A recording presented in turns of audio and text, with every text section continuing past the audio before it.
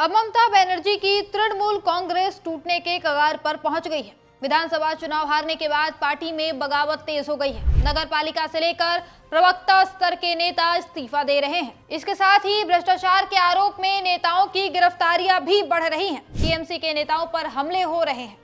कुल मिलाकर बीजेपी की चाल बंगाल में सफल हो गई है। 15 साल तक बंगाल की सत्ता में रही टीएमसी अब खत्म होने वाली है। बीजेपी की रणनीति साफ है, विपक्ष की कोई भी पार्टी को खड़ा नहीं होने देना है। पहले महाराष्ट्र में शिवसेना को तोड़ा, फिर एनसीपी को बर्बाद किया, बिहार में नीतीश कुमार को किसी लायक नहीं छोड़ा और अब बंगाल में ममता बनर्जी की टीएमसी को खत्म करने की कोशिश चल रही है। बीजेपी का तरीका हमेशा एक जैसा रहता है। पहले विपक्षी पार्टी के नेताओं को लालच दो, लालच से ना माने तो ईडी सीबीआई का नाम लेकर डराओ धमकाओ और फिर पार्टी को पूरी तरह से खत्म कर दो।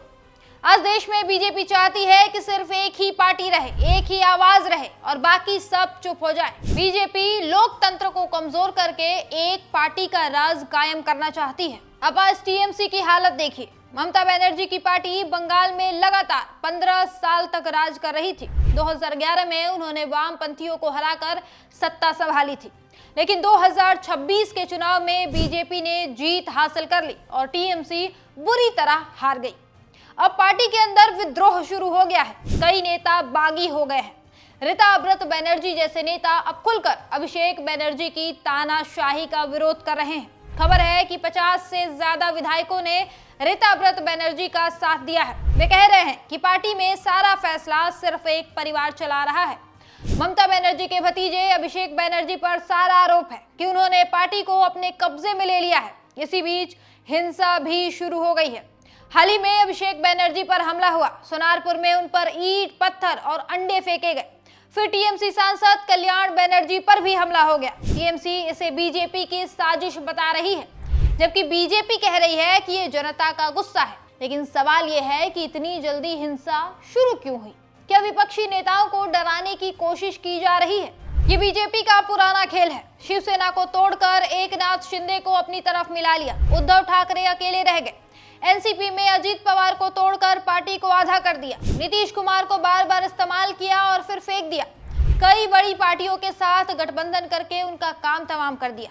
चाहे वो हरियाणा में दुष्यंत चौटाला की जेजेपी हो, आंध्र प्रदेश में जगन रेड्डी की वाईएसआरसीपी, ओडिशा में नवीन पटनायक की बीजेडी या फिर तमिलनाडु में एआईएडीएमके।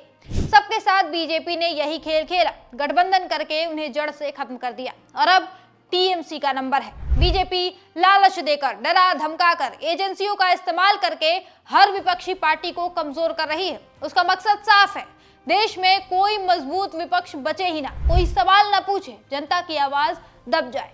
लेकिन एक पार्टी है जिसे बीजेपी लाख कोशिशों के बाद भी तोड़ नहीं पाई, वो है कांग्रेस।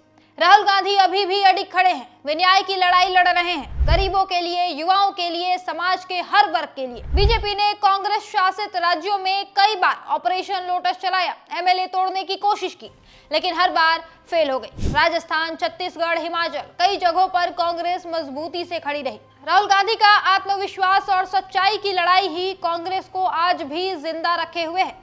राहुल गांधी डरते नहीं हैं। वो मोदी सरकार की गलतियों को खुलकर बताते हैं, चाहे अडानी अंबानी का मुद्दा हो या महंगाई, बेरोजगारी का। वे युवाओं के भविष्य के लिए, छात्रों के लिए, किसानों के लिए लगातार आवाज उठाते हैं।